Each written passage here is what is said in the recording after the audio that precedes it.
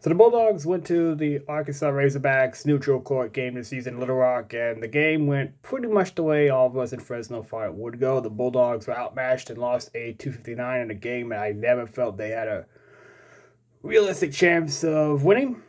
I mean, they were down by 10 at halftime, but I never really felt like they had a real chance to do anything. The leading guards, Collins and Heinbrenner, were like 3 from 24 from the field and 0 from 10 in Freeport line, and you could say that was just because Arkansas is just much taller, longer, but I don't really think that had much to do with it. I mean, we've seen this team more than capable of being ice cold and custom games against Upside and Bakersfield. When Arkansas won on that 28-8 run after the halftime, that was all she wrote. I'll give you some other numbers here just for just for a bit of fun. I mean, Arkansas led by much as 32 at one point. Atcliffe led them with 18 points, 8 assists, 5 rebounds. You had Wilson Jocks from Fresno State getting like 12 points, 14 rebounds, and so forth. He had a big day. Heidenberger, though, was 1 from the field, over 5 from the 3-point line. You're not going to win against anybody like that. They committed 17 turnovers very early on. That was one thing that really made me mad, just regardless of what the score is, how careless we were with the ball. I mean, that was just middle school stuff. They just did not take care of it. And you're going to have to beat teams like Arkansas next year in the pack. Going to have to beat teams like Gonzaga. Going to beat teams like San Diego State. Yes, I will throw Utah State in there. Colorado State and Boise are capable of winning. All right? And what we saw today was not a program that can compete in the pack. All right? And you got to beat teams like Arkansas if you want to compete in the rebuilding league. The thing that bothered me the most also was what Wahlberg said after the game. He treated this game, in my opinion, like an exhibition. Like he didn't even think they would try to win. He said, and I quote, "I think the biggest thing is giving the kids the experience to see what it's like to play in front of this crowd, to play against guys that are going to be pros later on." I'm sorry, what? What the hell are you talking about? If you don't think you can win this game, don't schedule it, all right? What was it? Like, I know John Carpelli and Wahlberg are bros, but if you didn't think you were going to win this game, why show up? You know what I'm saying? If you're not going there with the goal of winning, don't bother scheduling it, all right? You got to try to win. And I didn't feel like Wahlberg in his pregame comments on the radio was even trying to do that. It was a mind-boggling. Did Calipari make a handshake deal to come bring Arkansas to Fresno next year?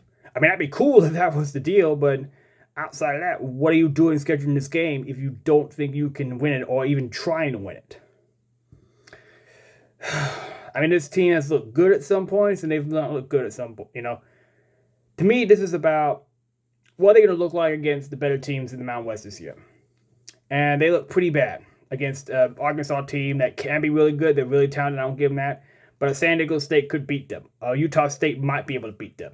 You have to be able to compete if you want to build this program up. Now, Wahlberg, in a recent interview, was given the thumbs up by Classy, so it seems like he's going to have more time than this last year to build this program up to where you can compete in the pack. And understand this, the pack's going to be one of the best basketball conferences in the country. It's going to be a multi-bid league. So when I say compete in the pack, I'm also meaning you get at-large bids in the NCAA.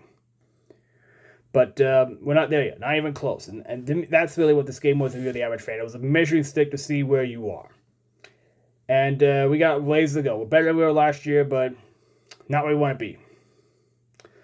And this week also, I want to run something out there too. The softball team released the schedule for this upcoming season. I'm going to give a quick rundown for it. The first game of the year is actually a doubleheader on Friday, February 6th. They're going to play, I think it's Southern Illinois, Salukis or something like that. First game, and they're going to play Idaho State. To finish the Friday and the following Saturday, and they're going to play the SIU after that, so they'll start a doubleheader. Then they're going to host a 3-game series against the Washington Huskies on the 13th. Doubleheader on Friday, game 3 on a Saturday. Again, another full pack school scheduled in Fresno State. Watch out for that. You're going to see a lot of that. Then they go to Marietta Classic, really big softball tournament. They're going to play Texas Tech on the 19th. That's a Thursday, February. Then Cal on the 20th. and Cal Baptist same day. Then UCLA the 21st, so they have a big opportunity right there. And they go to Pacific Invitational in Stockton on the 27th. They play UC Davis, UC San Diego Pacific back-to-back on the 27th and 28th. Then they go to Silicon Valley Classic and they play a possible future Pac-Mate in St. Mary's on March 7th. And then they play Santa Clara on the 8th in the Bay Area. Conference play then starts with Utah State. They host the Aggies on March 13th, 14th, 6th, 15th. I'm going Friday, Saturday, Sunday. Then they go to Boise for 20th, 21, 22. After that, they host UNLV the 27th, 28th, 29th. And they host a midweek game on the 31st against Bakersfield. No, actually, they go to Bakersfield, excuse me. And they host for Easter weekend, they're going to go to San Jose on the 2nd, 3rd, and 4th. Last year's against the Spartans. And they have a midweek game because San Jose State softball is kind of weird like that. So they'll have Grand Canyon, and the only time you face them in the Mountain West on the 8th for a doubleheader on Wednesday. Softball has that.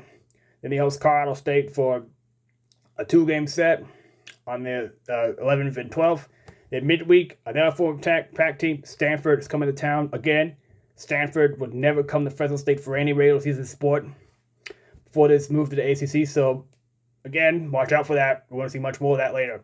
They go to Mexico on the April 17th, 18th, and 19th for against the Lobos. And they go to Reno for the 24th, 25th, and 26th. And they finish the season off at home against San Diego State on the 30th, May 1st, and May 2nd. Softball ends this regular season and tournament a week before the baseball team does, just so you know. And finally, they finish the season out in a tournament in Reno. All right, so what's the softball team capable of?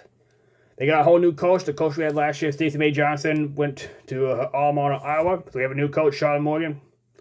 2 best players, Bunker and Neese, they transferred out, obviously. I think one of them went to Ole Miss, and the other one followed Johnson. So we don't know what we're going to get. Although, in my opinion, Fresno State softball should always be NCAAs, just in terms of facilities, talent, and so forth. Stacey Johnson could not reach that level. Maybe she would have this year if she had stayed, but she obviously decided to go back to that. Classic made this hire, and he's made good hires so far. From what I've heard of Morgan, I like her. But bat-and-ball sports should always be winners here in Fresno. They've had a drought since Haley Docini led the team to the NCAAs, and they've got to. Hopefully they can finish strong here. I mean, there's no reason for them not to win the title along with San Diego State. Got the weather, they got the time, they got the facilities. Come on, let's do this one more time. So just a reminder, softball starts on February the 6th. And I'll recap the signing day. Next video, as I finally read about all the prospects we signed. I'm not particularly excited about it because of transfer portal like in the old days, but Deacon Rowe stayed home. Allow some local guys to talk about them later. But for now, go Dogs.